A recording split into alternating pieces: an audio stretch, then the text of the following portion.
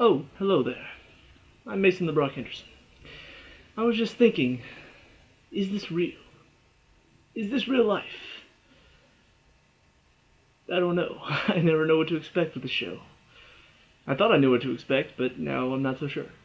So this is Gotham, Season 3, Episode 14, The Gentle Art of Making Enemies. What a great title, by the way. I mean, I've seen some really dumb titles from other shows. This one just it's a Gotham title. It fits. I mean, the last week's episode, "Smile Like You Mean It." This week's episode, "The Gentle Art of Making Enemies." I mean, it just fits so well. So yeah, a lot of interesting things happening in this episode. But first, let's talk about the one thing that was a little bit frustrating at first because they did make up for it. The Penguin Enigma stuff going on. Obviously, I've expressed my frustration with the storyline before. I've expressed how it was frustrating to see them go into more of a high school drama storyline where it's like, oh, he loves him, and but they don't like each other. It felt like Degrassi almost. I never watched it, but from the previews, I could tell you probably stuff like this happens all the time. But anyway, what was frustrating about it is it made me think that this was going to be the reason why Penguin turned evil. Was he likes Nigma, but Nigma doesn't like him back because he likes this girl, and so Penguin kills this girl, and that was going to be the reason why. Well, after Nigma found out, it took an upturn because Nigma started torturing him. He started driving him insane. I'm just like, oh, so this is how Penguin becomes totally evil. Well, back to this episode, we see Nigma finally reveals everything. And Penguin starts, spewing all this stuff, just trying. It seems like he's just trying to save his own life, but at some point, it finally dawns on me that what they're going for is Nigma's explained to him, you can't love somebody else because you're not willing to sacrifice yourself for them. And that's when it hit me. I'm like, oh, so they are gonna go the typical relationship. God, why? It didn't. I don't understand.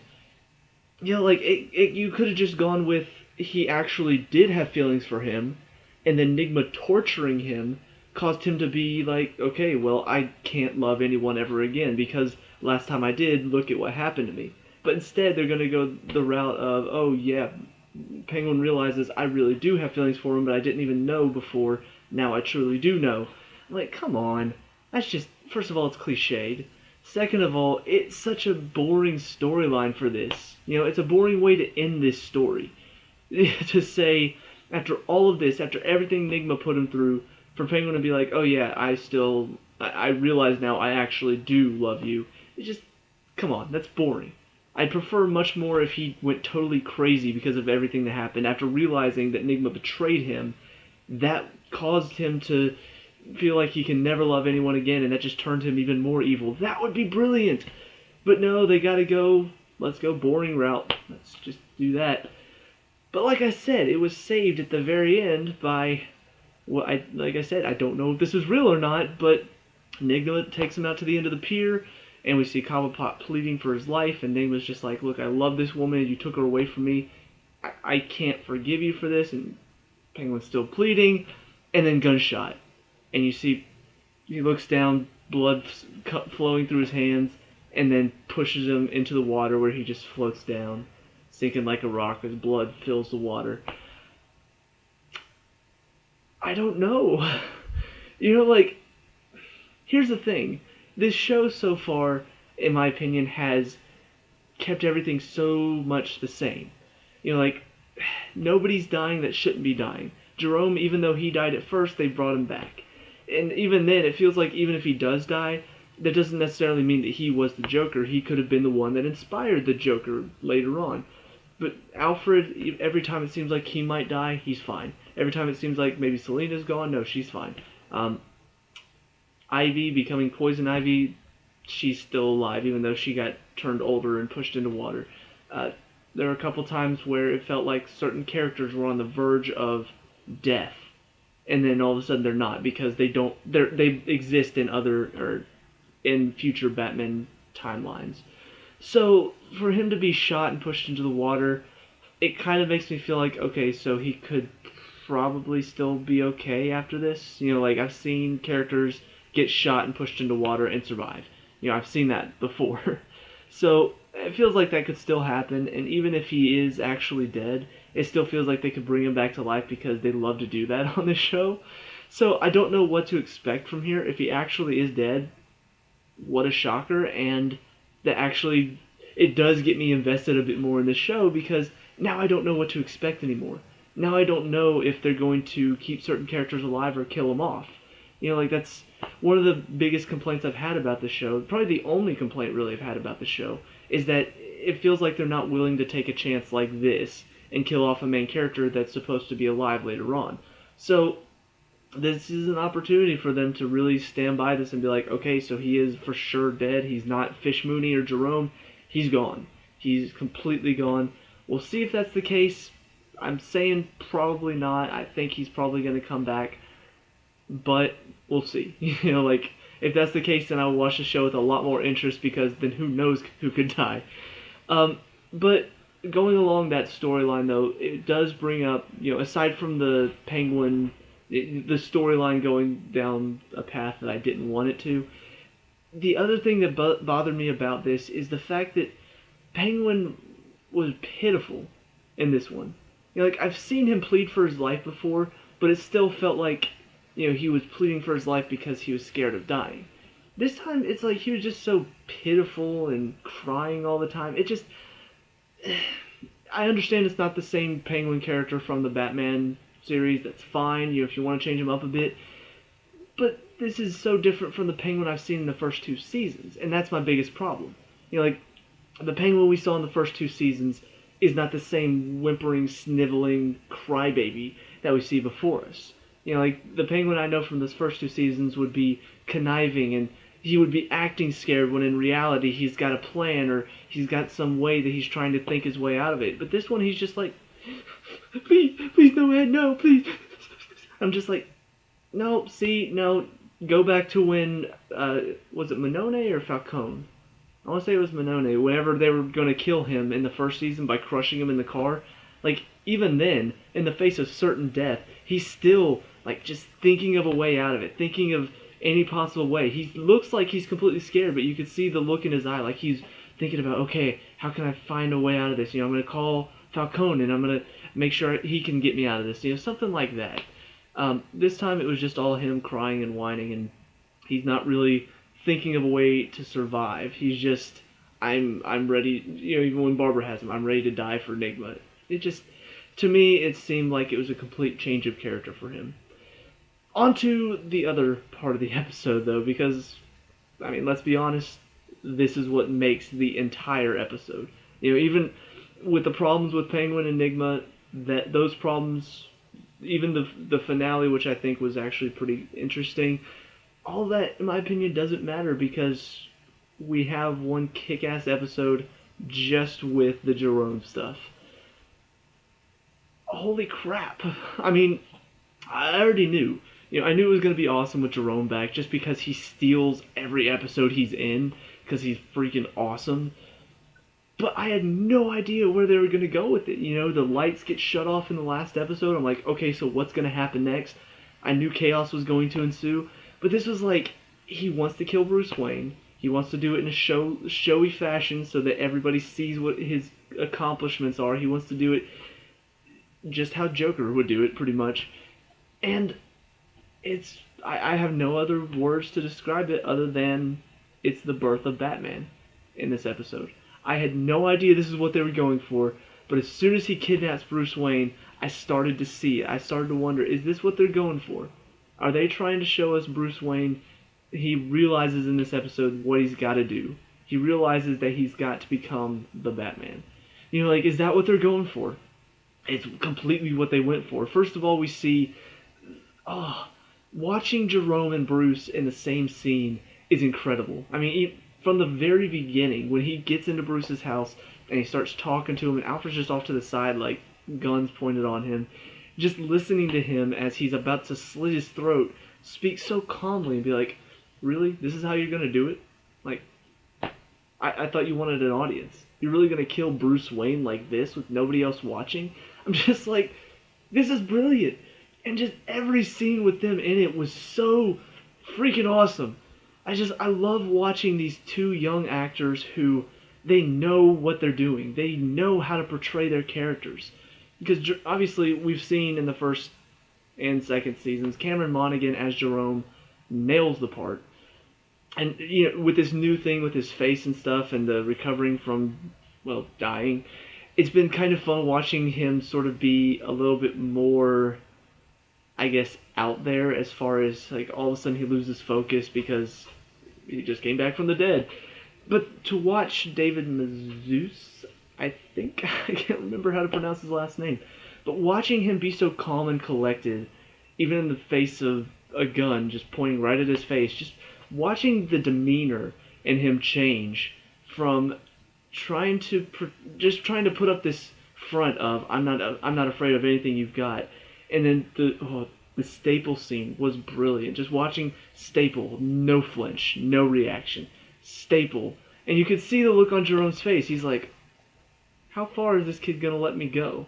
And then finally he goes like way up the arm, like in a place it's very, very painful, and Staples, and that's when he gets the reaction that he's looking for. It's so, it was so good. All of the stuff between Jerome and Bruce was so good. And then of course it's leading up to this final moment where Jerome sets off a cannon that's about to blow Bruce away, full of everything, explosives, knives, all of that stuff. You see Bruce pull a staple out of his skin and start using that to pick the lock on the handcuffs that he's in. I'm just like, holy crap, this is already Bruce, or Batman. I mean, in the face of death, he's thinking quickly and he's just like, you know what? I'm not dead yet. It may look bad, it may look like I'm about to die, but I've got a staple. I'm going to use that staple and pick the lock. And then he even drops one of the staples, and that's when he realizes, I got to pull out another one. Pulls it out of his arm and just like keeps going. I'm like, oh my gosh, this kid is ridiculous, but awesome. He's so, it was perfect. And then of course the mirror room was awesome. It was everything that I expected to see out of the birth of Batman. You see Jerome goes in there. Bruce lured him in there because it's the perfect room to be in whenever you're trying to trap somebody. So Jerome is shooting up the mirrors because he thinks he sees them. And he puts the gun away. He's like, why don't you fight like a true hero, mano a mano. And so Bruce tackles him from behind. They do a little fight. Bruce takes him down fairly easily. And you can just see the look on his face. Like everything that he's witnessed, everything that he's seen from Jerome, you know what's about to happen. You've seen it happen before. If you are a Batman fan, you know where this is going. He starts just beating the crap out of him, just punching his face over and over. The face that Jerome has stapled on there starting to slowly slide off. And then there comes a moment where Bruce sees a shard of glass, picks it up, and he wants to. He really wants to. And he wants to. But he can't do it because he's not a killer. I'm just like, perfect. Perfect. I've said before, I think during season 2, I was really worried about them really going into Batman stuff too soon. And frankly, I don't want them to have him become like young Batman or anything like that. Like, I'd prefer if they hold off on him doing anything Batman related for a few seasons.